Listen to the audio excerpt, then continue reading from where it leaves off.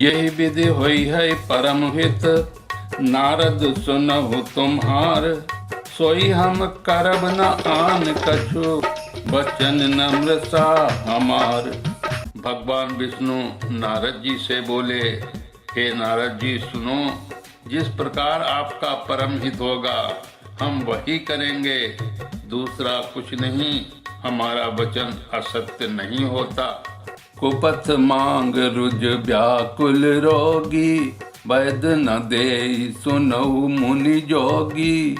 यही विधि हित तुम्हार मैं ठहऊ, कही अस अंतर हित प्रभु भयऊ।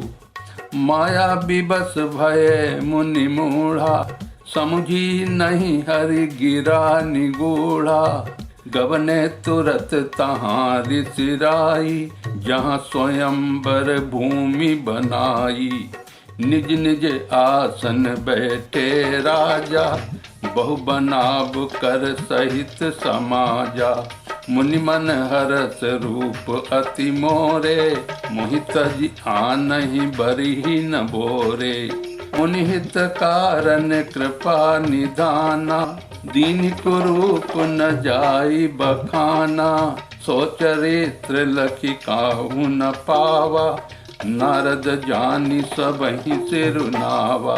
हे योगी मुनि सुनिए, रोग से व्याकुल रोगी कुपथ मांगे तो वैद्य उसे नहीं देता।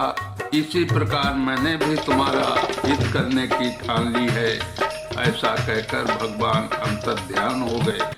भगवान की माया के वशीभूत हुए मुनि ऐसे मूढ़ हो गए कि वे भगवान की स्पष्ट वाणी को भी न समझ सके। ऋषि राज नारद जी तुरंत वहां गए जहाँ स्वयंवर की भूमि बनाई गई थी। राजा लोग खूब सज धज कर समाज सहित अपने अपने आसन पर बैठे थे। मुनि नारद मन ही मन प्रसन्न हो रहे थे कि मेरा रूप बड़ा सुंदर है, मुझे छोड़ कन्या भूलकर भी दूसरे को न बरेगी। कृपा निधान भगवान ने मुनि के कल्याण के लिए उन्हें ऐसा कुरूप बना दिया था कि जिसका वर्णन नहीं हो सकता। पर ये चरित्र कोई भी न जान सका। सबने उन्हें नारद ही जानकर प्रणाम किया। रहे तहाँ रुद्रगण, ते जानहि सब भेऊ। विप्र भेष देखत फिरहि, परम कौतुकी तेऊ। वहाँ दो शिव जी के गण भी थे। वे सब भेष जानते थे और ब्राह्मण का भेष बनाकर सारी लीला देखते फिरते थे। वे भी बड़े मौजी थे। यही समाज बैठे मुनि जाई, हृदय रूप अहिमित अधिकाई। कहाँ बैठे महेश गण दोऊ, विप्र भेष गति लखई न कोऊ। करहि कूटि नारदहि सुनाई, निकी दीनी हरि सुंदरताई। रिजहि राजकुमारी छवि देखी, इनहि बरी हरि जानि विशेषी। मुनि मोह मन हाथ पराये, असहि शंभुगन अति सचु पाए। यद्यपि सुनहि मुनि अटपटि बानी, समुझ न परई बुद्धि भ्रम सानी। काहू न लखा सो चरित विशेषा, सो स्वरूप नृप कन्या देखा।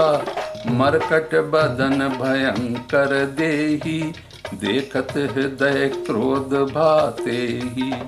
नारद जी अपने हृदय में रूप का बड़ा अभिमान लेकर जिस समाज पंक्ति में जाकर बैठे थे, ये शिव जी के दोनों गण भी वहीं बैठ गए। ब्राह्मण के भेष में होने के कारण उनकी इस चाल को कोई भी जान न सका। वे नारद जी को सुना सुनाकर व्यंग वचन कहते थे। भगवान ने इनको अच्छी सुंदरता दी है, इनकी शोभा देखकर राजकुमारी रीझ ही जाएगी और हरि बानर जानकर इन्हीं को खास तौर से बरेगी। नारद मुनि को मोह हो रहा था क्योंकि उनका मन दूसरे के साथ माया के बस में था। शिव जी के गण बहुत प्रसन्न होकर हंस रहे थे। यद्यपि मुनि उनकी अटपटी बातें सुन रहे थे, पर बुद्धि भ्रम में सनी हुई होने के कारण वे बातें उनकी समझ में नहीं आती थीं। इस विशेष चरित्र को और किसी ने नहीं जाना, केवल राजकन्या ने नारद जी का वो रूप देखा। उनका बंदर सा मुंह और भयंकर शरीर देखते ही कन्या के हृदय में क्रोध उत्पन्न हो गया। सखी संग लय कुंवर तल चल जनुराज मराल, देखत फिरई महीप सब कर सरोज जयमाल। वो राजकुमारी सखियों को साथ लेकर इस तरह चली मानो राजहंसिनी चल रही है। वो अपने कमल जैसे हाथों से जयमाला लिए सब राजाओं को देखती हुई घूमने लगी। यही दिस बैठे नारद फूली, सो दिस तहि न बिलो की भूली। पुनि पुनि मुनि उकसहि अकुलाही, देखी दसाहर गन मुस्काही। धरि नप तनु तहाँ गयउ कृपाला, कुंवरी हरस में लेउ जय माला। दुल्हिन लय गए लक्ष्य निवासा, नृप समाज सब भयउ निराशा। मुनि अति विकल मोह मति नाठी, मन गिर गई छूटी जनु गांठी। तब हर गन बोले मुस्काई, निज मुख मुकुर बिलो कहु जाई। अस कही दो भागे भय भारी, बदन दीखी मुनि बारी निहारी। बेस बिलो की क्रोध अति बाढ़ा, तिनहि सराप दीन अति गाढ़ा। जिस ओर नारद जी रूप के गर्भ में फूले बैठे थे, उस ओर उसने भूल कर भी नहीं ताका। नारद मुनि बार बार उचकते और छटपटाते हैं। उनकी दशा देखकर शिव जी के गण मुस्कुराते हैं। कृपालु भगवान भी राजा का शरीर धारण कर वहां जा पहुंचे। राजकुमारी ने हर्षित होकर उनके गले में जयमाल डाल दी। लक्ष्मी निवास भगवान दुल्हन को ले गए। सारी राजमंडली निराश हो गई। मोह के कारण मुनि की बुद्धि नष्ट हो गई थी। इससे वे बहुत ही विकल हो गए, मानो गांठ से छूटकर मणि गिर गई हो। तब शिव जी के गणों ने मुस्कुराकर कहा, जाकर दर्पण में अपना मुंह तो देखिए। ऐसा कहकर वे दोनों बहुत भयभीत होकर भागे। मुनि ने जल में झांककर अपना मुंह देखा। अपना रूप देखकर उनका क्रोध बहुत बढ़ गया। उन्होंने शिव जी के उन गणों को अत्यंत कठोर शाप दिया। हो निशाचर जाई तुम कपटी पापी दो, हंसेउ हमई सो लेहु फल, बहुरी हंसेउ मुनि को। तुम दोनों कपटी और पापी जाकर राक्षस हो जाओ। तुमने हमारी हंसी की, उसका फल चखो। अब फिर किसी मुनि की हंसी नहीं करना। पुनि जल दीख रूप निज पावा, तदपि हृदय संतोष न आवा। फरकत अधर कोप मन माही, सपदि चले कमलापति पाही। देखे श्राप की मरी हूँ जाई, जगत मोरी उपहास कराई। बीच ही पंथ मिले दनु जारी, संग उमा सोई राजकुमारी। बोले मधुर बचन सुरसाई, मुनि कहाँ चले विकल की नाई। सुनत बचन उपजा अति क्रोधा, माया बस न रहा मन बोधा। कर संपदा सकहु नहीं देखी, तुम्हारे ईर्षा कपट विशेषी। मथत सिंधु रुद्रहि बौरायहु, सुरन प्रेरी विषपान करायहु। मुनि ने फिर जल में देखा तो उन्हें अपना असली रूप प्राप्त हो गया।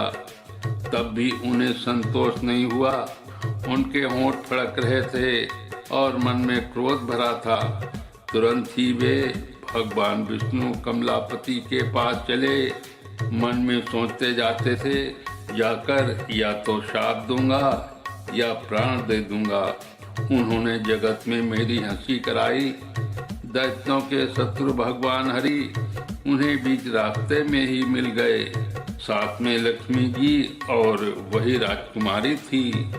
देवताओं के स्वामी भगवान ने मीठी वाणी से कहा, हे मुनि, व्याकुल की तरह कहाँ चले? ये शब्द सुनते ही नारद को बड़ा क्रोध आया। माया के वशीभूत होने के कारण मन में केत नहीं रहा। मुनि ने कहा, तुम दूसरों की संपदा नहीं दे सकते, तुम्हारे ईर्ष्या और कपट बहुत है। समुद्र मंथन समय तुमने शिव जी को बावला बना दिया और देवताओं को प्रेरित करके उन्हें विषपान कराया। असुर सुरा विष संकरहि आप रमा मनि चारु। स्वार्थ साधक कुटिल तुम सदा कपट व्यवहार।